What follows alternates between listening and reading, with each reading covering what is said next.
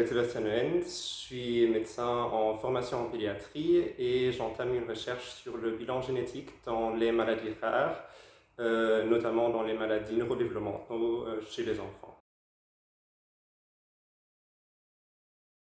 On pense que plus ou moins 80% des maladies rares ont une origine génétique, mais avec les techniques d'analyse actuelles, on arrive à en dépister et diagnostiquer que la moitié. C'est dû surtout au fait qu'avec les techniques qu'on a à l'heure actuelle, on se limite en général à étudier les gènes, mais ces parties codantes de notre ADN est que 1 à 2% de notre ADN total. Il y a donc 98% qu'avec les techniques actuelles, on n'investigue pas. Investiguer cette partie-là est très compliqué parce qu'on va trouver plein de petites variations qui sont très compliquées à interpréter. Et donc nous, on va essayer d'intégrer plusieurs approches pour aboutir à un diagnostic final pour le patient.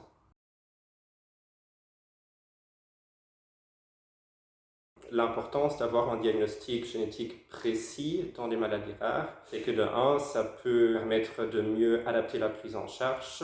Il y a parfois des thérapies ciblées pour certaines affections qui se développent, mais ça nécessite qu'on comprenne bien la maladie de base. Et puis ça permet aussi d'éventuellement prévoir s'il y aurait d'autres atteintes dans le futur, ou bien s'il y a un risque de transmission à la descendance future de l'enfant, ou bien à d'autres enfants dans la famille.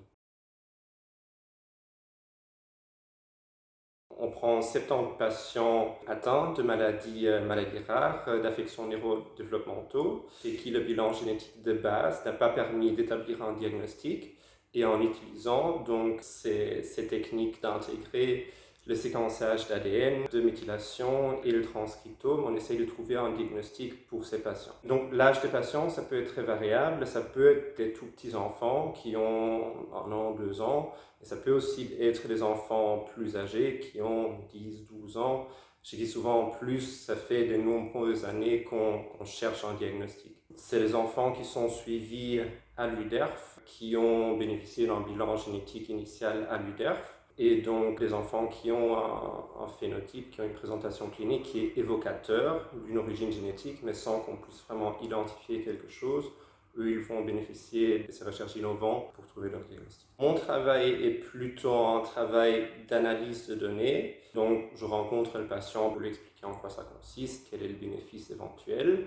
Mais après, le gros du travail est d'intégrer ces données, ces quantités énormes de données qui sont générées par ces approches et donc de mettre ça ensemble et en tirer un diagnostic. Donc c'est quelque chose qui est plutôt analytique, bioinformatique et donc beaucoup de temps derrière un ordinateur.